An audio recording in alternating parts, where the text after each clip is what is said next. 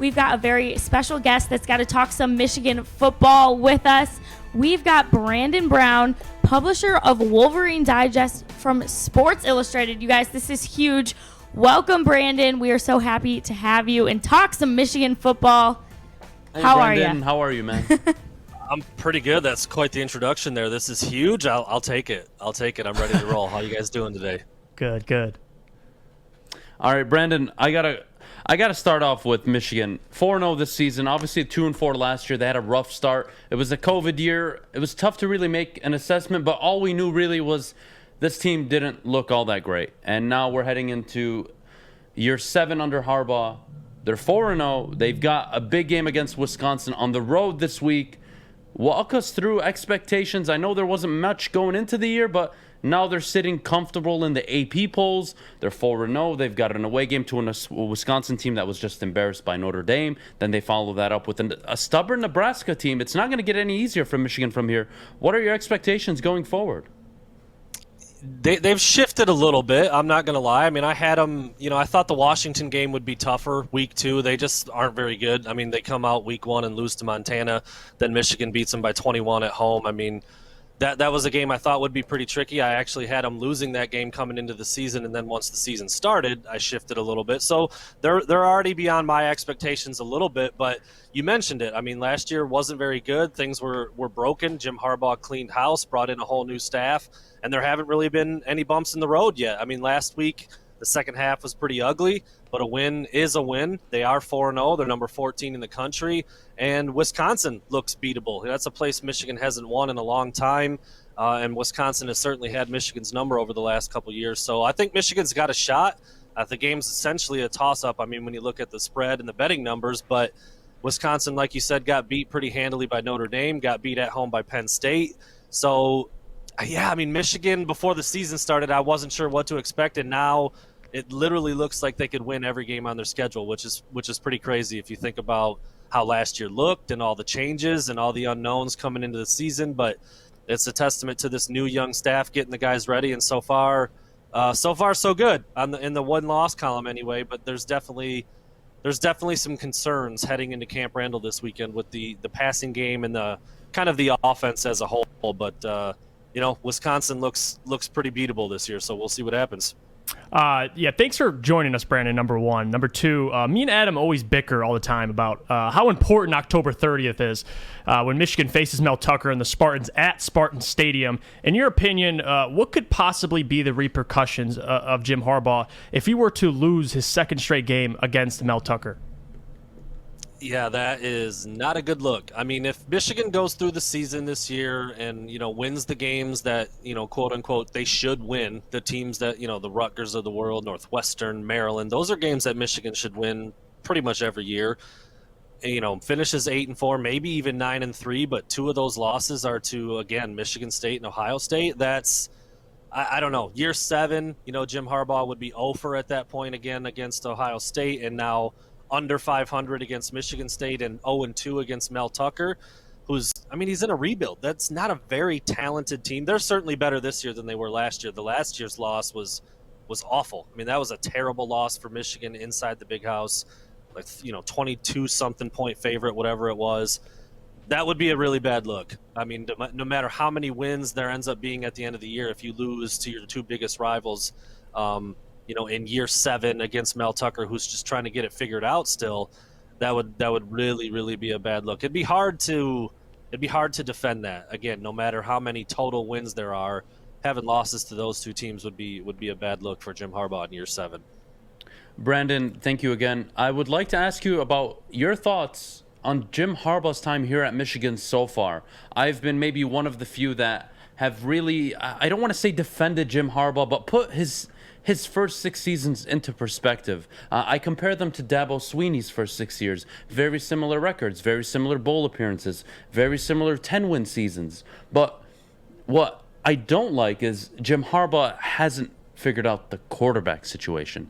And what we've seen with Dabo Swinney is he was just a good coach in the ACC winning football games, and then he got Deshaun Watson, and then he followed that up with Trevor Lawrence, and they became national contenders. And now we're sitting here, you look at the 6 years prior to Jim, They weren't ranked in the AP poll top 7 maybe only one time. They've done it 3-4 times under Jim Harbaugh, and they've walked into the last game of the season against Ohio State ranked 2nd and 3rd.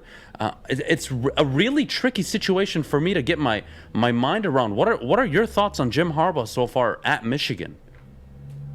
I think he's been a pretty big disappointment. I've been pretty open about that. I mean, it's nothing personal. I think Jim Harbaugh was one of the, if not the hottest names in coaching when he was hired, and everybody expected him to be great. And I think he's been good, and that's not good enough. And, the 0-for against Ohio State, never playing for a Big Ten title, 500 against Michigan State. And honestly, if you really break down the numbers overall, what he's done against Power 5 teams, he's barely 500 against teams that are 500. So he beats up on the bad teams and pretty much loses to the teams with a pulse. I mean, that's kind of what he's done. And so this weekend, I think, whether Wisconsin is undefeated and in the top 10 or wherever they're sitting right now at 1-2, this is a huge game because this is a game typically that Jim Harbaugh's Michigan teams have struggled in on the road against a team with a pulse.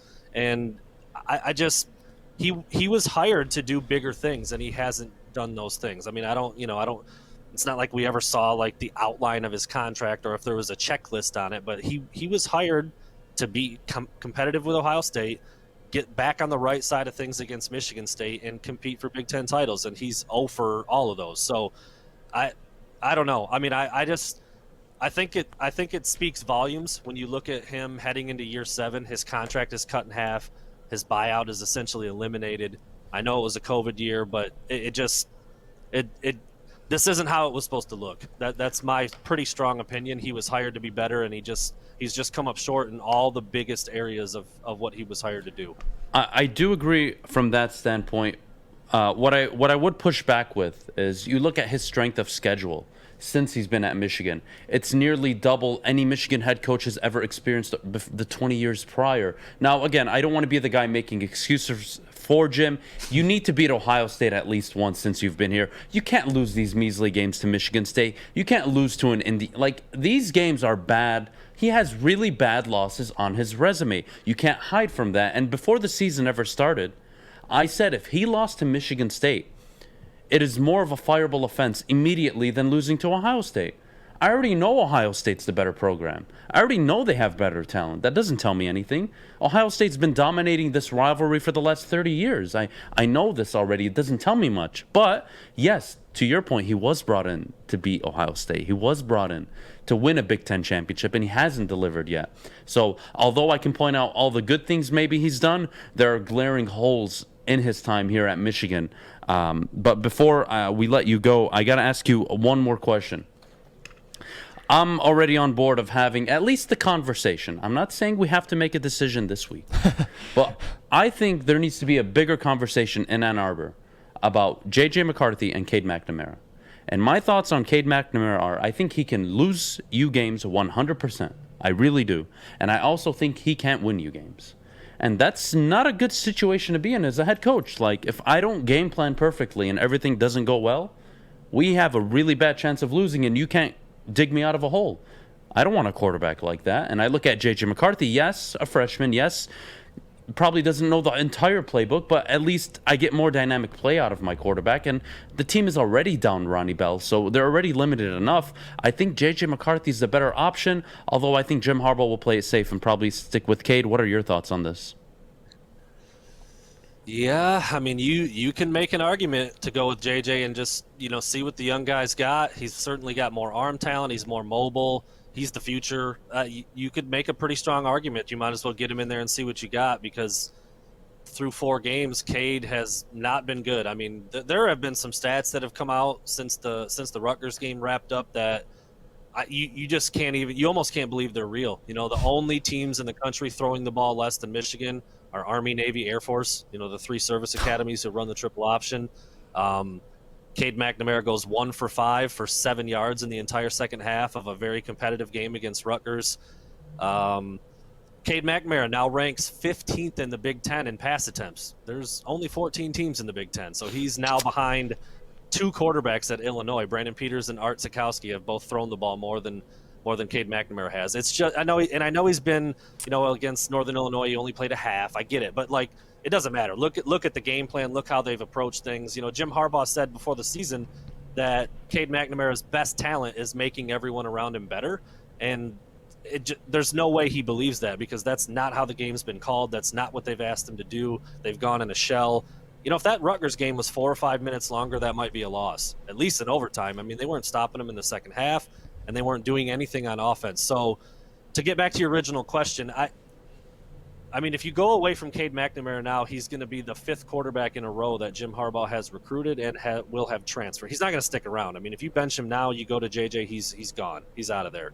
That's not really a problem for Jim Harbaugh to worry about if he does move to JJ McCarthy. But to your point earlier, the quarterback situation under Jim Harbaugh has been very, very puzzling, and it just doesn't look like, if they need Cade McNamara to throw it 35 times and put up 300 yards and a handful of touchdowns, I don't really know if he can do that. I mean, he did it last year against Rutgers, but that was Rutgers. It was no fans in the stands. It was we just haven't seen very much out of him, and especially when Jim Harbaugh talks about him the way he does, you'd think it would show itself a little bit more on the field, and it hasn't so far.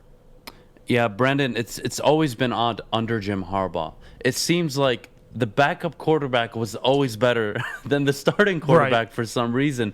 It never really made sense. But we got to let you go. I can't thank you enough, Brandon, for coming on the morning show today. We really appreciate it. Would love to have you back anytime.